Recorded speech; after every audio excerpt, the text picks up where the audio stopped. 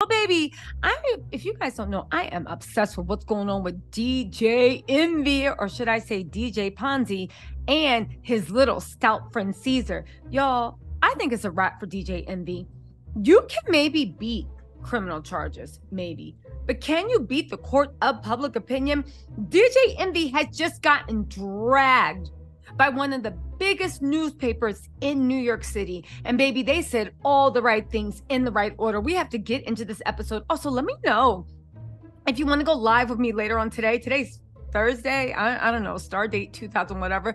Let me know if you want to go live with me later so we can talk about this mess that's going down with Cesar Pena and his house of lies, right? Anyway, they said Breakfast Club. This is directly from the New York Post. Now, listen.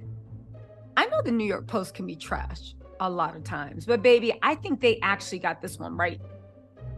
They said Breakfast Club host DJ Envy has no apologies for promoting a con man newly arrested for fraud. They didn't even give Cesar Pena his government name. That's right, a con man. But listen to the insights they have about DJ Envy. And again, iHeartRadio is looking for a host. A lot of people say it's a co-host. Baby, they are lining up for Envy to get the F out of here. Even if he beats criminal, you have a whole bunch of civil because of the liability. But let's get into this. They said they got off the bat going for the jugular.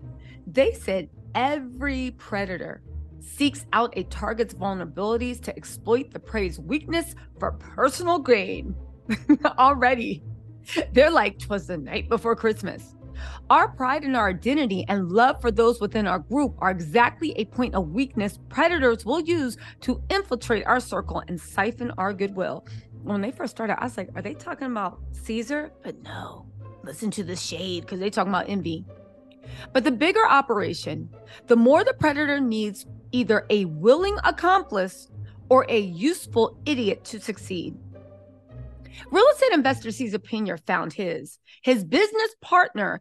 Everybody keeps referring to them as business partners. As much as Envy could be like, oh my God, he owes me money. You are his business partner. You own part of that business. You are liable for whatever damages, whether Caesar was conducting fraud or not. You might not be criminally liable, but your assets are, well, the assets of the business are liable. Okay.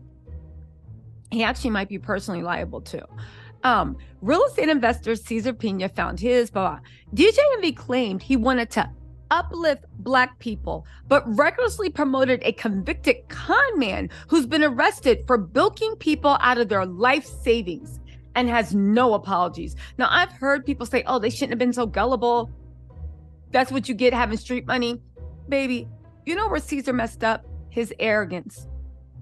Caesar was doing the scam on such a big level that these middle-class people that maybe took life insurance policies that they gotten from loved ones passing away, maybe small lottery winnings, maybe perhaps their life savings, they were middle-class working people. And they gave their money to Caesar, Black and brown, for a better life. I believe Caesar was running this con and DJ Envy on such a high level that they weren't worried about paying back any small potatoes. Think about it. You're 100 million deep into this con, which has been alleged, and some no name, because you've been doing it for years, so you real bold with it. You got lawyers on board. You got, everybody's in on it, right? It's Bernie Madoff. And somebody comes to you and you're working with 100 million being like, yo, where's my 50,000? Where's my 10,000? Where's my 8,000? Caesar was like, get out of here, scram. Because the funny thing is, Caesar had the money to pay these people. DJ Envy had the money to pay these people, but they thought that they were so small, so low level that they could just dismiss them, treat them any way they wanted, and they had no recourse. You saw when people alerted to DJ Envy that Caesar was scamming, instead of actually investigating and seeing if there was any truth to it, he turned around and sued these people for defamation because he thought they didn't have pockets deep enough to go against a big high-powered lawyer. Now you're sitting here scrambling, begging the feds to make a deal with you. A deal has not been reached, okay? When feds have enough information on you, they don't offer a deal unless you come with something really, really good, okay? Deals are not promised. They only do deals when they need you. Do they really need DJ Envy? Anyway, And the fact that they ran it on black and brown people is even more, anybody, but it's disgusting. The feds have charged Pina in what they say is a multi-million-dollar Ponzi-like real estate investment fraud scheme. Pina exploited celebrity status and social media to develop a devoted following of potential victims, promising returns that were too good to be true. Pina allegedly defrauded dozens of people out of millions of dollars. The FBI agent said Caesar allegedly offered a ridiculously high rate of return to investors and took the millions he got and invested it in himself. The fraud began in 2017. He supposedly intended to buy, remodel, and sell specific properties, promising investors enticing returns between 20 and 45%. Now, many are questioning how the culpability of Pina's celebrity business partner, DJ Envy, Rashawn Casey, as he frequently appeared with Pina on social media while flaunting Caesar's ability to turn real estate in economically depressed areas into profitable juggernauts for the targeted Black and Hispanic would-be investors. Now, there are a million videos on Twitter. Just put in DJ Envy scam or Caesar Pina, where DJ Envy is saying he is making bank, that guap 3,000. He got that guilt. He's making everything he wants, right? From Caesar. Now he's turning around and saying he never received a penny. We'll talk about that in the live anyway, right? He said, this is what DJ Envy said. Caesar, if he took money, I wasn't privy to it, nor did I even know. This is what he told Charlemagne the God. And Charlemagne the God, which likes to give donkey of the day for everyone, sat there and didn't even press him and just let him say his point. But I do understand how people feel if they did give him money, because I gave him a lot of money that I didn't see a dollar of returned. But for anybody to say I was involved, that is totally not true. I would never. Pina's victims were fooled once. Shame on Pina. Now, DJ Envy, this is what they're writing. Now, DJ Envy thinks these victims are gullible enough to believe that Caesar's business partner and spokesman for his financial treachery had not even a hint of suspicion of any bad business at hand. This is in the New York Post. Yo, DJ Envy's done for. They're saying DJ Envy's narrative of complete ignorance of any foul play while being nearly joined at the hip with Caesar for years is as believable as Ghislaine Maxwell claiming she had no idea what Jeffrey Epstein was up to. Envy would have us think that despite having an office next to his partners, he never saw or heard an angry investor stomp into Pina's office after being given a check that bounced for tens of thousands of dollars. We already know that he knows the people. He tried to sue them for defamation. We're supposed to believe that throughout this entire alleged Ponzi scheme, Envy never had any suspicion as to the properties that were supposed to be remodeled or even purchased that never were. Those truly victims of a criminal's manipulation, like DJ Envy claims to be, are typically empathetic, apologetic, and regretful for their unattended role in defrauding others when the truth comes to light. But Envy's instinct is to defend Caesar while simultaneously distancing himself from Caesar's activities.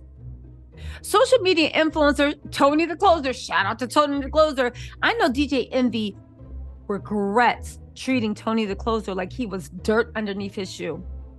And Caesar too. Because as much as they get mad, Tony the Closer really is the one that bought y'all down on social media and to the feds. All right. Social media influencer Tony the Closer spent months allowing Ponzi scheme victims to tell their stories while showing proof of misconduct. Yet when he explained how an investor only made the deal after shaking the hand of Envy and trusting Envy's involvement, the radio host's responses were, "I greet everyone that comes into the office. I'm not anyone's babysitter." DJ Envy is grimy. He's slimy. He's trash. No empathy, no apology, or regret. They said Envy had an opportunity to talk about being defrauded himself by Caesar on Tony the Closer's Instagram Live. Instead, Envy summarized their transactional dealings thus: "Some have been great, Some haven't been. When people invest money, sometimes it goes like that. Doesn't sound like the verbiage of a financial crime victim, does it? Envy has one of the largest media platforms in the country. But when the time came to address his situation and this situation, he chose to focus on himself, not the people that were hurt by the man that he platformed. Envy gave a convicted felon access to his audience and openly discussed Penna's criminal record as being part of his story arc of redemption, but takes no accountability for introducing a predator to the very people he claims to care about. Envy wants us to believe that he was a useful idiot in the scheme, especially now that the feds have confiscated iHeartRadio equipment and are looking into his involvement. But I'll always go back to the old saying, you are the friends that you keep. Baby, this was a word that was written by Adam B. Coleman. He is the author of Black Victim to Black Victor and founder of Wrong Speak Publishing. You can follow him on Substack, Adam B. Coleman, Coleman, at substack.substack.com. Baby, this was just published in the New York Post. Ish is going down. I'm telling you, first of all, let me know in the comments if you want me to go live, but mark my words, DJ Envy is not long for iHeartRadio. And as much as y'all think that there is, there's something waiting for him, he might be in the jail cell right next to Caesar Pina arguing over like the last cup of noodles and whether they okay, you know what, let me go. I'll talk to y'all later. Bye.